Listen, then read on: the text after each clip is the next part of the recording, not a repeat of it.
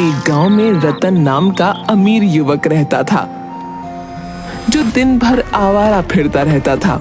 एक दिन उसका भाई बिरजू उससे बोला, ये तुमने आए दिन क्या नाटक बना रखा है रतन? मैं कुछ समझा नहीं भैया। रतन, तुम पूरे 21 वर्ष के हो चुके हो। हमारा इतना बड़ा अनाज का व्यापार है, आखिर तुम मेरे साथ गोदाम में क्यों नहीं बैठते?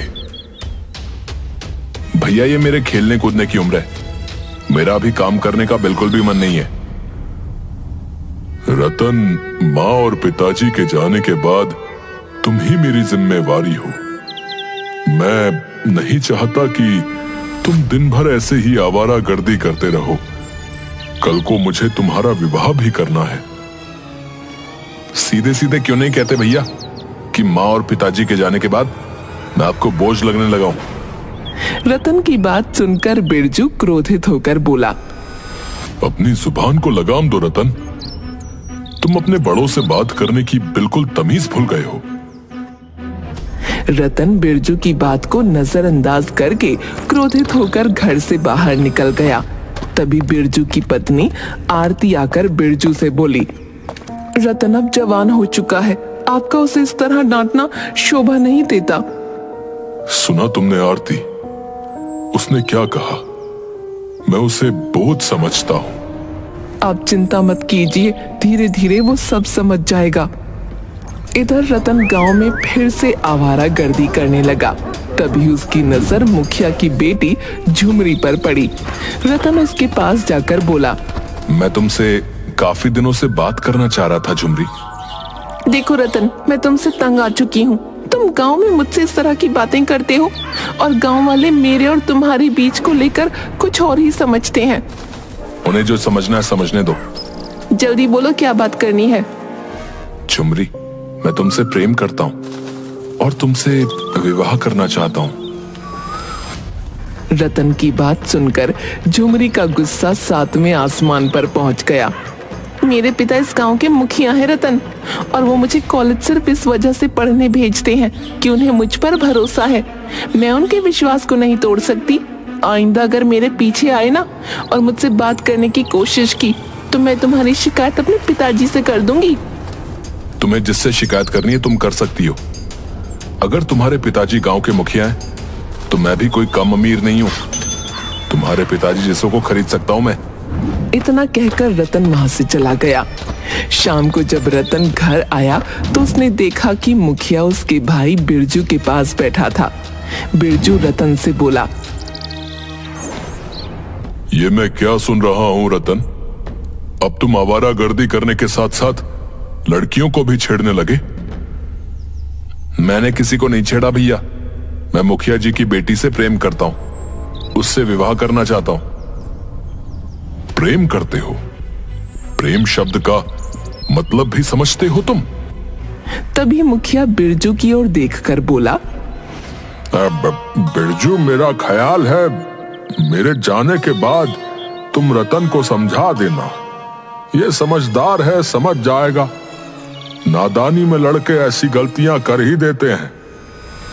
नहीं मुखिया जी, आज मैं फैसला करके रहूंगा।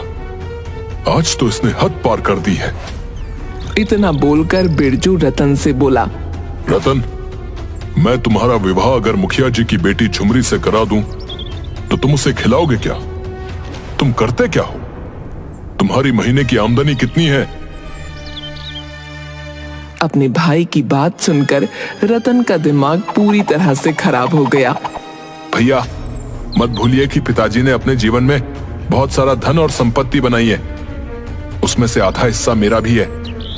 जानता हूं, लेकिन तुम्हारे जैसे नौजवान को जब पिता की संपत्ति और दौलत मिलती है ना, तो वो उसे मिटाने में ज्यादा दिन नहीं लगाते, क्योंकि तुम लोगों की बस यही समस्या है कि तुम मेहनत नहीं करना चाहते। आप क्या कहना चाहते हैं भैया? यही कि अगर पिताजी अपनी संपत्ति तुम्हारे नाम ना करते तो तुम भीख मांगने के लिए एक कटोरा भी नहीं खरीद पाते। पिताजी की संपत्ति की हक की बात करने से पहले एक बार ये तो सोच लेते कि पिताजी के काम में तुमने कितना हाथ बटाया है। बिरजू की बात सुनकर रतन क्रोधित होकर बोला, अगर ऐसी बात है तो मुझे पिताजी की संपत्ति भी नहीं चाहिए, ना ही मुझे ये घर चाहिए। मैं घर छोड़कर जा रहा हूं। अब रतन, मेरी बात सुनो रतन। मुझे कुछ नहीं सुनना मुखिया जी। मेरे घर के मैटर में आप ना ही पड़े तो अच्छा है। इतना बोलकर रतन क्रोधित होकर वहां से चला गया। आरती बिरजू से बोली, ये आपने सही नहीं किया। आपको रतन से इतना कठोर रवैया नहीं अपनाना चाहिए था।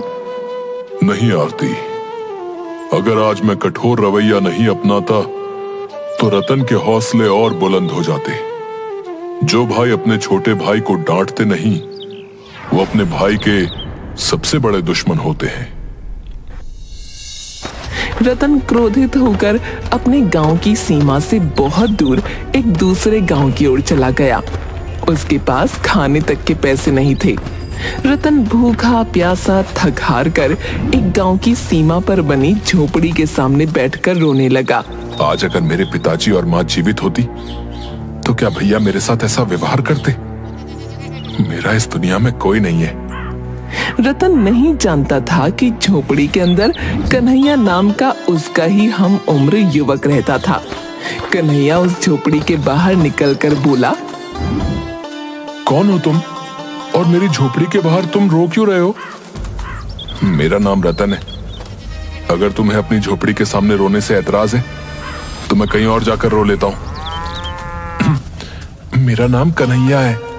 लगता है दोस्त घर से काफी नाराज होकर आए हो और अंदर से काफी उदास भी हो और शक्ल से काफी भूखे भी लगते हो। मैंने सुबह से कुछ नहीं खाया और मेरे पास पैसे भी नहीं है, तो चलो मेरे साथ, मैं तुम्हें खाना खिलाता हूं। रतन उसकी झोपड़ी की तरफ देखने लगा। मेरी झोपड़ी की ओर मत देखो, मैं तुम्हें यहाँ के अच्छे ढाबे पर खाना खिलाऊंगा। लेकिन तुम मुझे खाना क्यों खिलाना चाहते हो? मैं तो तुम्हें जानता भी नहीं। मेरा और तुम्हारा रिश्ता क्या है? दोस्ती? दोस्ती का, इंसानियत का।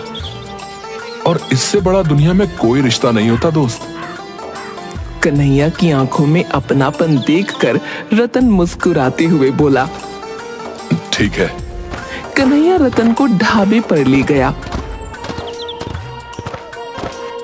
रतन ने पेट भर खाना खाया। खाना खाने के बाद वो रतन के साथ झोपड़ी में बैठा हुआ था। तुम करते क्या हो कन्हैया?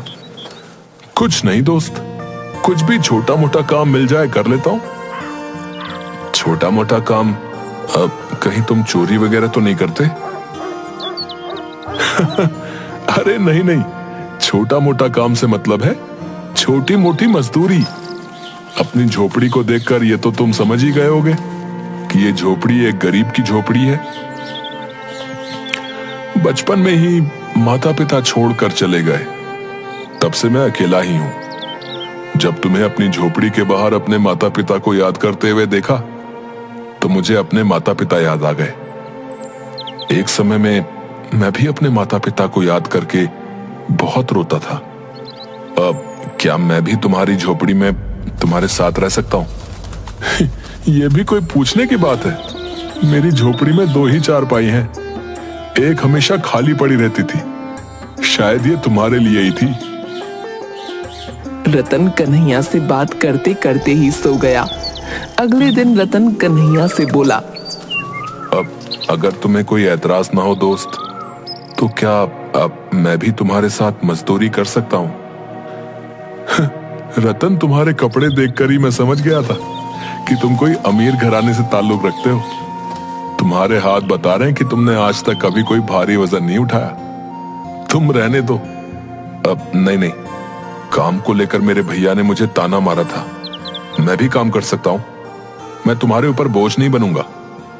रतन की बात सुनकर कन्हैया मुस्कुराने लगा। उस दिन के बाद रतन रोज कन्हैया के साथ मजदूरी करने लगा।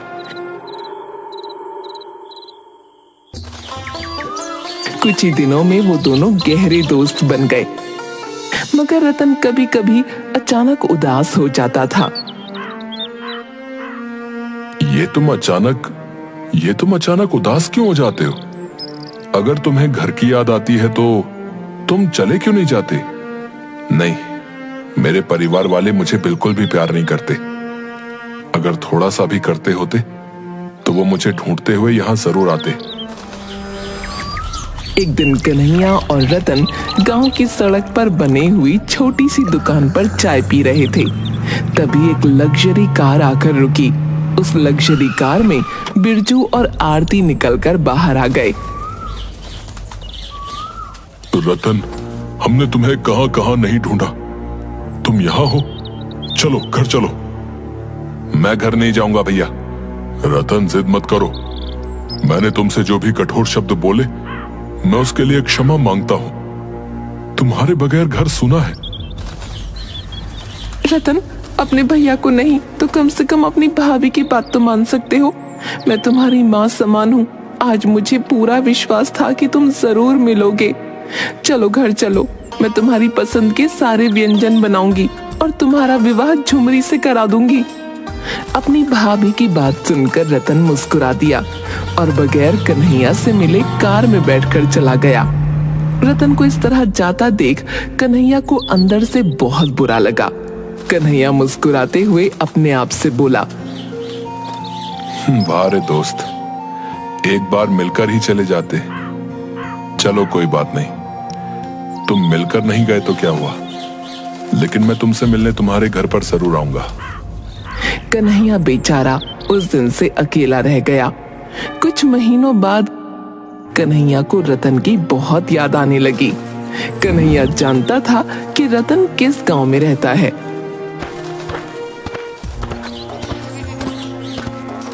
कन्हैया रतन के घर पहुंचा। इतने सुंदर घर को बाहर से देखकर ही कन्हैया की आंखें फटी रह गईं। तभी उसकी नजर रतन पर पड़ी। रतन कन्हैया को देखकर बिल्कुल भी खुश नहीं हुआ। कैसे हो मेरे दोस्त? तुम तो मुझसे मिलकर भी नहीं गए। और दोस्त, मुझे नहीं पता था कि तुम्हारा घर इतना सुंदर होगा। जब तुम्हारा घर बाहर से इतना सुंदर दिखता है तो अंदर से तो और ज्यादा सुंदर होगा। तुम तो मेरी उम्मीद से भी ज्यादा अमीर निकले। रतन बुरा सा मुंह बनाते हुए बोला, यहाँ कैसे आना हुआ कन्हैया? सब कुछ यही पूछ लोगे क्या? अपने दोस्त को अंदर नहीं बुलाओगे? अंदर सजावट का काम चल रहा है।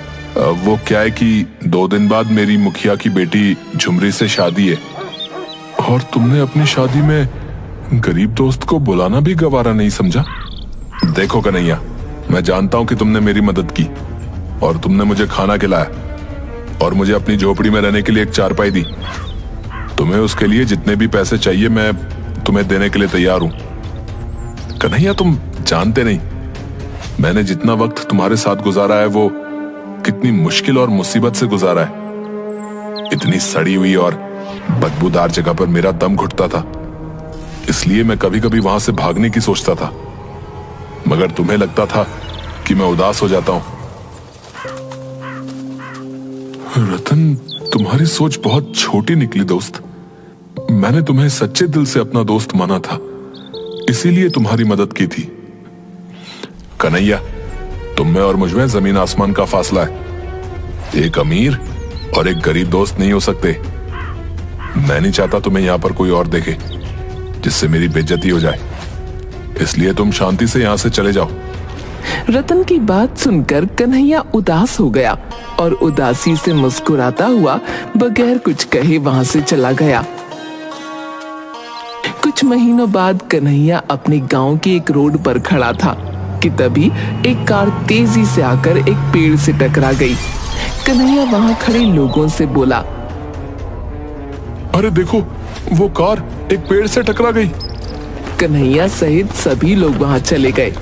कन्हैया कार के अंदर बैठे लोगों को देखकर बोला, अरे ये तो रतन है और लगता है ये इसकी पत्नी है। एक व्यक्ति कन्हैया से बोला, क्या तुम इसे जानते हो? हाँ जानता हूँ, और मैं ये भी जानता हूँ कि ये कहाँ रहता है। अब ये दोनों तो बुरी तरह से जख्मी हैं। इन दोनों को तुरंत अस्पताल में एडमिट कराना होगा भैया। सही कहते हो, एक काम करो, जल्दी से कार से इन दोनों को निकालो। कन्हैया ने उस व्यक्ति की मदद से उन दोनों को अस्पताल में एडमिट कर दिया। उस व्यक्ति ने कन्हैया की मदद से रतन के परिवार वालों को वहां पर बुला लिया। बिरजू दौड़ता हुआ वहां आ गया और डॉक्टर से बोला, अब मेरे भाई की तबीयत कैसी है और उसकी पत्नी झुमरी कैसी है? देखिए, उनकी पत्नी को तो ज्यादा चोट नहीं है, लेकिन आपके भाई की हालत ठीक नहीं है। क्या कहना चाहते हैं आप? आपके भाई का खून बहुत ज्यादा बह गया है। खून ज्यादा बह जाने की वजह से उनकी दोनों किडनियां डैमेज हो गई हैं। तो फिर आप मेरी किडनी ले लीजिए। अब आई एम सॉरी, आपकी एज ज्यादा है। डॉक्टर, मेरे भाई के इलाज में जितना भी रुपया खर्च हो जाए उसकी चिंता मत कीजिए, बस मेरे भाई को ठीक कर दीजिए। आप जाकर सबसे पहले खून का इंतजाम करिए, क्योंकि आपके भाई का ब्लड का जो ग्रुप है वो हमें कहीं नहीं मिल रहा।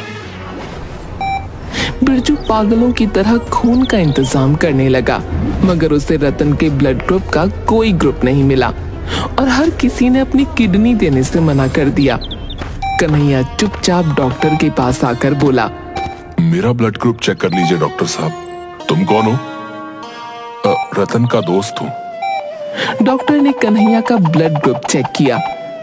अरे वाह, तुम्हारा ब्लड ग्रुप तो रतन के ब्लड ग्रुप से मैच खा गया। डॉक्टर साहब, मैं अपनी किडनी भी डोनेट करना चाहता हूँ। क्या तुम इस बात को सीरियसली कह रहे हो?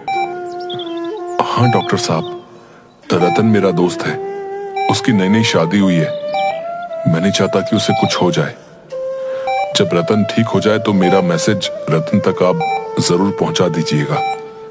बस मैं इतना ही चाहता हूं। तुम बिल्कुल पागल इंसान हो। अरे बिरजू बहुत पैसे वाला इंसान है। उसे पता लग गया कि तुमने अपनी किडनी उसके भाई को दान दी है तो वो तो तुम्हें पैसों में तोल देगा। मुझे पैसे नहीं चाहिए, मैं दोस्त